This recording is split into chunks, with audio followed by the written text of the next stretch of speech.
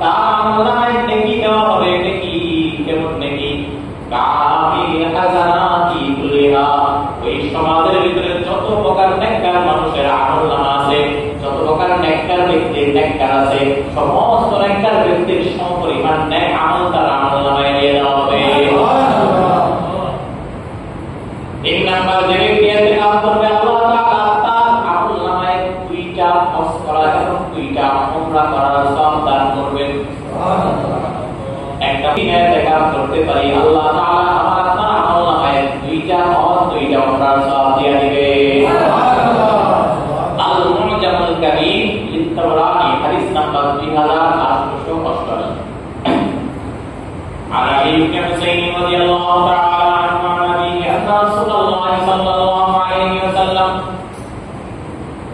علي بن حسين رحمة الله عليه তার পিতা থেকে বর্ণনা করেন, তার পিতা রাসূলুল্লাহ সাল্লাল্লাহু আলাইহি ওয়াসাল্লাম থেকে বর্ণনা করেন, মানে ইতিকাফ আশরান ফি রমাদান, যে ব্যক্তি রমজান মাসে 10 দিন ইতিকাফ করবে, যে ব্যক্তি রমজান মাসে 10 দিন ইতিকাফ করবে, কানা কামান হাজ্জাতাইনি আও উমরাতাইনি ওয়া উমরাতাইনি, আল্লাহ তাআলা তার আমলনামায় 2টা হজ এবং 2টা উমরার সওয়াব দিয়ে দিবে। ইতিকাফ শব্দের অর্থ হলো নিজেকে আটকিয়ে রাখা, জমিয়ে রাখা, এক জায়গায় নিজেকে আটকিয়ে রাখা, অবস্থান করা। আকাফা ইয়াকিফু উকুফান, মনোনিবেশ করা, কোন জায়গায় অবস্থান করা। ইতিকাফকে ইতিকাফ এজন্য বলা হয় যেহেতু ইতিকাফের সময় মানুষ মসজিদে অবস্থান করে এবং ইবাদতে মনোনিবেশ করতে পারে, আল্লাহর দিকে মনোযোগী হইতে পারে, তাই ইতিকাফকে ইতিকাফ বলে। শরীয়তের পরিভাষায় ইতিকাফ বলা হয় ইবাদতের উদ্দেশ্যে, আবার বলতেছি ইবাদতের উদ্দেশ্যে নির্দিষ্ট নিয়মে মসজিদে অবস্থান করাকে ইতিকাফ বলে। কথাটা আমি আবার দৌড়ে দিচ্ছি, কারণ আছে ইবাদতের উদ্দেশ্যে নির্দিষ্ট নিয়মে মসজিদে অবস্থান করাকে ইতিকাফ বলে। এর উদ্দেশ্য হইতে হবে ইবাদতের। কিসের কথা বুঝেন না আপনারা? কিসের উদ্দেশ্যে? ইবাদতের উদ্দেশ্যে। এখন যদি কেউ ইতিকাফ করে, ইতিকাফ করলে আমার 5 লাখ টাকা দিবে, এটা ইবাদতের উদ্দেশ্য হবে? এটা ইতিকাফ হবে? এরকম ইতিকাফ করলে এলাকাবাসী বাঁচবে? শুনেন, আরে ইতিকাফ তো হয়ই নাই, এই ইতিকাফের দ্বারা তো তার ইতিকাফই হইল না, মানুষ তো দিকে আপনারা কথা বুঝতেছেন?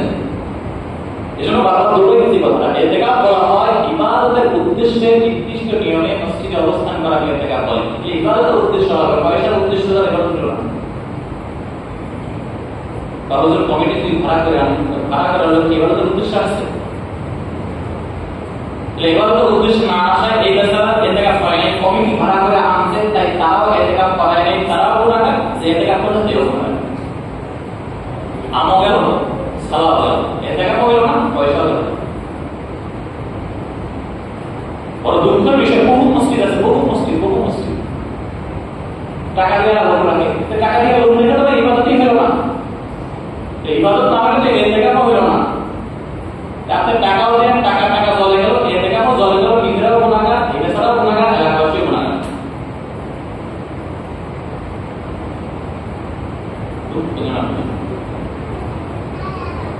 যে পুরা এলাকার ভিতরে একজন লোকও পাওয়া যায় না ইতিকাফ করবে, টাকা দিয়ে রাখা। আপনি মসজিদ কমিটির সভাপতি হয়েছেন, আপনি ইতিকাফ করার টাকা নেই। সবাই যখন পারেন, আপনি সভাপতি হন, ইতিকাফ করেন, মসজিদের জিম্মাদারি না।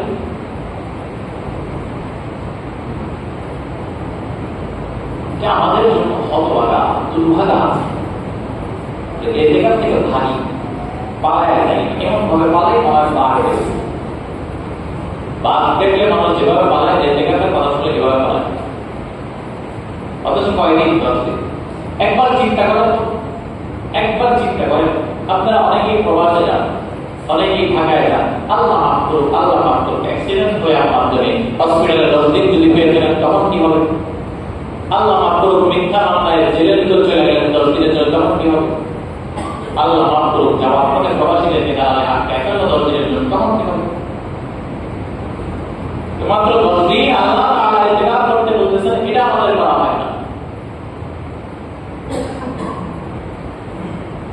কেউ ভাবে আমি এখন জোয়ান আছি, আমি একটু বয়স হলে এতেকাফ করবো। তো তুমি বয়স হবে এই কথা তোমার কি বলবো? কেউ ভাবে আমি বয়স হয়েছে এখন আমি কি এতেকাফ করুন, বাসায় বাসায়। আপনি তো লজ্জা হওয়া দরকার ছিল, মুরব্বী হয়ে গেছেন, আপনি এখন বাড়ি বাড়ি এতেকাফ না করেন। কোরআনের নাতি দিতে কি বলবে? দাদা এসে জীবন একবার এতেকাফ করতে গিয়ে লজ্জা হওয়া বিষয় না।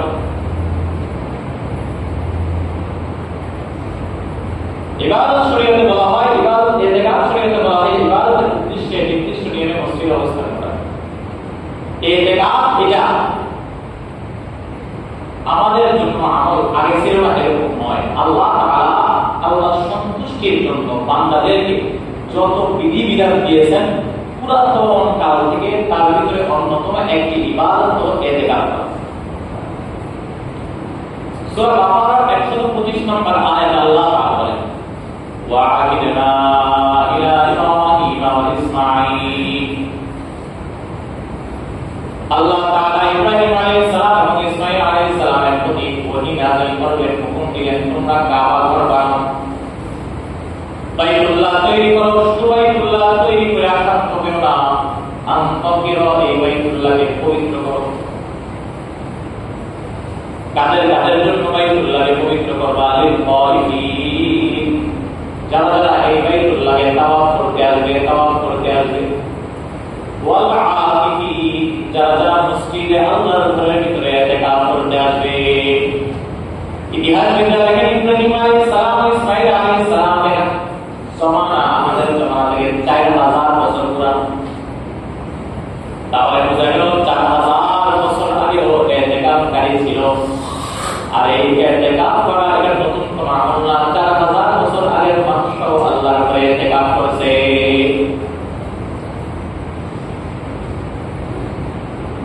ইতিকাফ করলে কি লাভ, কি খুশি? এক নাম্বার জাহান্নাম থেকে মুক্তি পাওয়া যায়। কি থেকে? এক নাম্বার ইতিকাফ করলে জাহান্নাম থেকে মুক্তি পাওয়া যায়। আল-মুজাবুল আওসাত লিত-তাবরানী 7326 নম্বর হাদিস। عن ابن عباس رضي الله تعالى عنه عن النبي صلى الله عليه وسلم من مشى في حاجته كان خير له من اعتكاف 10 سنين ومن اعتكف يوما ابتغاء وجه الله। আল্লাহর নবী বলেন, কেউ যদি একদিন আল্লাহকে সন্তুষ্টি করার জন্য ইতিকাফ করবে, জাআলাল্লাহু বাইনাহু ওয়া বাইনান নারি সালাসাত ফানাদিল, আল্লাহ তাআলা ওই ইতিকাফকারী বান্দা এবং জাহান্নামের মাঝখানে 3 খন্দক সমপরিমাণ দূরত্ব সৃষ্টি করে দিবে। সুবহানাল্লাহ। খন্দক কি পরিমাণ হইতে পারে? নবীজি আর বলেন, কুল্লু খন্দকিন আবাদ বাইনাল খাতিতাইন, এক এক খন্দকের সমপরিমাণ হলো পূর্ব দিগন্ত থেকে পশ্চিম দিগন্ত পর্যন্ত যে পরিমাণ হইতে পারে, এক খন্দকের দূরত্ব সেই পরিমাণ। কোন ব্যক্তি যদি রমজানের শেষ 10 দিন ইতিকাফ করে, জাহান্নাম থেকে তার দূরত্ব 30 খন্দক পেয়ে যাবে। অর্থাৎ পৃথিবীর পূর্ব দিগন্ত থেকে পশ্চিম দিগন্ত পর্যন্ত যত দূর, এরকম 30 পরিমাণ দূরত্ব যত দূর, তার থেকে জাহান্নামকে আল্লাহ তাআলা ততদূর সরায় আনবে। এর সহজ অর্থ হলো তাকে আল্লাহ তাআলা জাহান্নাম থেকে মুক্তি দিবেন। ইতিকাফ করবে সে জাহান্নাম থেকে মুক্তি পেয়ে যাবে। 2 নাম্বার ফজিলত হলো যে ব্যক্তি মসজিদের মধ্যে ইতিকাফ করবে আর বাকিরা করে করে ইতিকাফ করে করে ইবাদত করবে, রোজা রাখবে, নামাজ পড়বে, বাজারে যাবে, জিকির আজকার করবে, যা করবে, যত কিছু করবে, যত কিছু করে যত আমল হবে, যত ইবাদত হবে, যত সওয়াব হবে, সমস্ত সওয়াব মসজিদে বসে বসে যে ইতিকাফ করবে তার আমলনামায় নিয়ে দেওয়া হবে। সুবহানাল্লাহ। পুরা এলাকাবাসী মিলে যা ইবাদত করে সব তার আমলনামায় একা দিয়ে দেওয়া হবে। সুনান ইবনে মাজাহ হাদিস নাম্বার 1781। عن ابن عباس رضي الله تعالى عنه عن النبي صلى الله عليه وسلم قال في المعتكف ويعتق الذنوب، যে ব্যক্তি ইতিকাফ করবে ইতিকাফের মাধ্যমে সে গুনাহ থেকে বেঁচে থাকবে। ওয়াইলুল মিনাল হাসানাত, তার আমলনামায় থেকে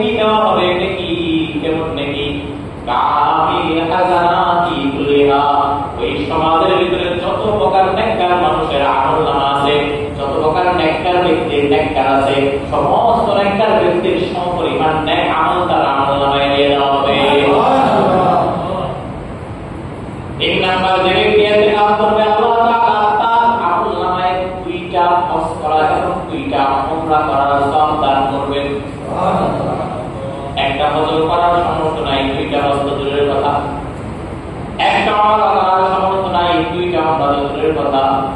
আবার হজটা করে আসার পরে কবুল হয়েছে কি হয় নাই তাও জানি না, উমরা করে আসার পরে কবুল হয়েছে কি হয় নাই তাও জানি না। কিন্তু যদি 10 দিন ইতিকাফ করতে পারি, আল্লাহ তাআলা আমার আপনার আমলনামায় 2টা হজ 2টা উমরার সওয়াব দিয়ে দিবে। আল মুজামুল কাবীর লিত-তাবরানী হাদিস নাম্বার 2888। عن علي بن حسين رضي الله تعالى عنه عن أبيه أن رسول الله صلى الله عليه وسلم علي بن حسين رحمة الله عليه তার পিতা থেকে বর্ণনা করেন, তার পিতা রাসূলুল্লাহ সাল্লাল্লাহু আলাইহি ওয়াসাল্লাম থেকে বর্ণনা করেন, মানে আতাকাফা আশরান ফি রমাদান, যে ব্যক্তি রমজান মাসে 10 দিন ইতিকাফ করবে, যে ব্যক্তি রমজান মাসে 10 দিন ইতিকাফ করবে, কানা কামান হাক্কাতাইনি আও উমরাতাইনি ওয়া উমরাতাইনি, আল্লাহ তাআলা তার আমলনামায় 2টা হজ এবং 2টা উমরার সওয়াব দিয়ে দিবে। বিশ্বনবী মুহাম্মদ রাসূলুল্লাহ মৃত্যুর আগ পর্যন্ত রমজানের শেষ 10 দিনের ইতিকাফ ছাড়েন নাই। মৃত্যু পর্যন্ত রমজানের শেষ 10 দিনের ইতিকাফ করে গেছে। বুখারী 2026 নম্বর হাদিস। عن عائشة رضي الله تعالى عنها زوج النبي صلى الله عليه وسلم أما عائشة صديقة رضي الله تعالى عنها থেকে বর্ণনা, أن النبي صلى الله عليه وسلم كان يعتكف الأشهر الأواخر من رمضان। আমাদের বলেন নবীজি রমজানের শেষ 10 দিন সব সময় ইতিকাফ করতেন, হাত্তা তাওফাহুল্লাহ, এই পর্যন্ত কি তার দুনিয়া থেকে মৃত্যু হয়ে গেল। এর মৃত্যুর আগের বছর নবীজির রবিউল আউয়াল মাসে মৃত্যু হয়ে গেছে। মৃত্যুর আগের বছর রমজানে বিশ্বনবী মুহাম্মদুর রাসূলুল্লাহ শেষ 10 দিন ইতিকাফ করেছে। আম্মা আয়েশা বলেন, সুম্মা তাকাবা আজওয়াজু মিন বাদি, নবীজি যাওয়ার পরে ওই শেষ 10 দিনের ইতিকাফ আমরা যত বিধি ছিলাম সমস্ত বিধিরাই পালন করতাম। তো নবীজি যাওয়ার পরে ইতিকাফ বন্ধ হয় নাই, বিয়ে করছে, সাহাবায়ে কেরাম করছে, তাবেঈন করছে, সবাই ইতিকাফের মাধ্যমে বান্দার সাথে আল্লাহর সম্পর্ক হয়ে যায়। আপনি সমস্যায় ভুগতেছেন, তিনি অসুস্থ, আপনি নিজে অসুস্থ, পরিবার সমস্যায় আছে, ভাবতেছেন এত দোয়া করি কবুল হইতেছে না, এত চিন্তা করি পাস হইতেছে না, এত ফিকির করি কোনো সমাধান পাইতেছি না। একবার আল্লাহর সাথে সম্পর্ক করে আনেন, সমস্যার সমাধান আল্লাহ তাআলা আসমান থেকে করে দিবে। সুবহানাল্লাহ। সম্পর্ক তো আলাদা সম্পর্ক, যার সাথে এমপির সাথে সম্পর্ক আছে সে ফোন করলো কাজ দেখতে, আর যার সাথে এমপির হলে দূর তো কোনো সম্পর্ক নাই, যে এমপির দরজায় দেয় মাসকে মাস বসলো কাজ হয়। আরে ভাই, আল্লাহর সাথে সম্পর্ক আমাদের নেই। আল্লাহর সাথে সম্পর্ক করার সহজ পদ্ধতি হলো রমজানের শেষ 10 দিন ইতিকাফ। রমজানের শেষ 10 দিন যদি ইতিকাফ করে মসজিদের সাথে আপনার সম্পর্ক হয়ে যাবে, এর ভিতরে মসজিদের মহব্বত ঢুকে যাবে।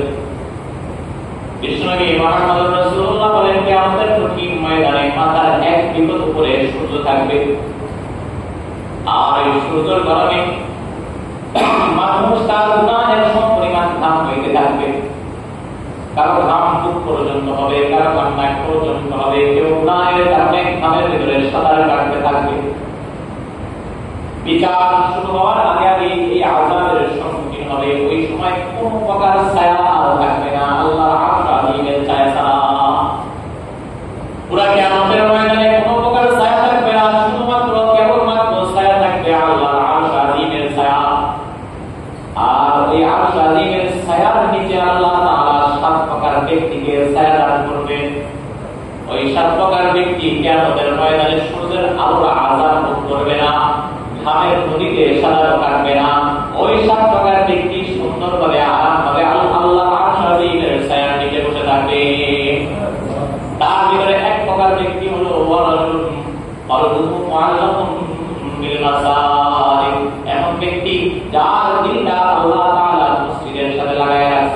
যার দিলটা মসজিদের সাথে লেগে আছে, আল্লাহ তাআলা ওই প্রকার ব্যক্তিকে কিয়ামতের ময়দানে আল্লাহর আরশ আজিমের নিচে ছায়া দিবে।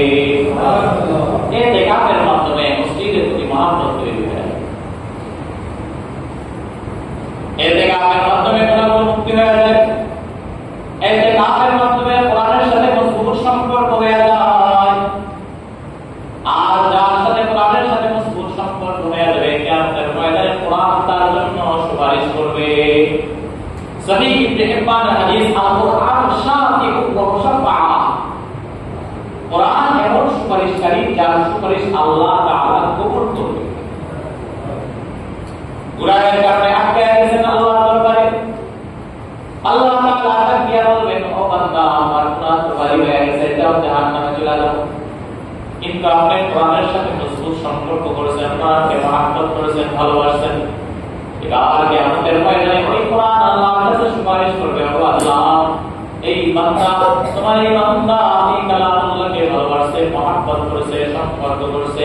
আজকে আমি কালামুল্লাহ কিয়ামতের ময়দানে তোমার কাছে সুপারিশ করতেছি, তুমি তোমার এই বান্দাকে জান্নাতে দিয়ে দাও। আল্লাহ তাআলা কালামুল্লাহ সুপারিশ কবুল করে এই বান্দাকে জান্নাতে দিয়ে দিবে। সুবহানাল্লাহ। তাহলে ইতিকাফের মাধ্যমে কোরআনের সাথে সম্পর্ক তৈরি।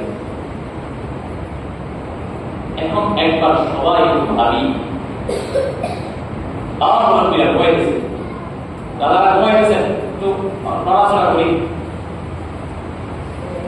এবার সবাই একটু ভাবি, নিজেকে নিয়ে চিন্তা করি। গত বছর হায়াতে যারা ছিল, এবছর নাই। আপনারা যারা এবছর আছেন, আগামীতে নাও থাকতে পারে, আমিও না।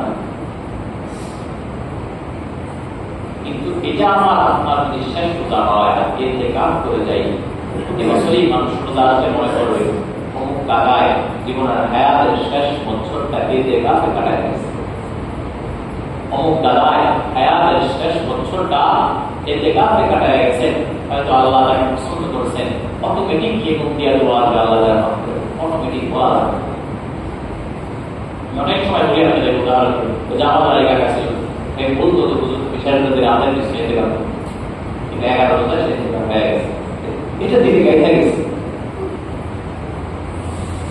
স্মৃতি আর বলা যায়, এটা দিকে গেতে গেছে যে এই ব্যক্তি তো তাকে এতে কাজ করবে, অথচ তার এখন আর এতে কাজের ঝামেলা নাই, আল্লাহ তাকে ইনশাআল্লাহ সে জান্নাতে হুকুম হয়েছে। আমি এখন মজার কবরের জগৎটা জান্নাতে হুকুম হইতে পারি, ইতিকাফ করা জরুরি। ভাই হায়াত হয়ে যাবে, 10টা দিন আল্লাহর জন্য দিবেন, মাত্র 10টা দিন। এই 10টা দিন যদি আল্লাহর জন্য না দেন, আল্লাহর কাছ থেকে আমরা জান্নাত চাইবো কিভাবে? আল্লাহর কাছ থেকে আমরা মুক্তি চাইবো কিভাবে? নিজের মা বাবার গুনাহগুলো মাফ করানো দরকার, নিজের আত্মীয় স্বজনের গুনাহগুলো মাফ করানো দরকার, মুরব্বিদের গুনাহগুলো মাফ করানো দরকার। সবচেয়ে বড় কথা হলো নিজের জন্য জাহান্নাম থেকে মুক্তির ফয়সালা, জান্নাতে যাওয়ার পরোয়ানা জারি করা।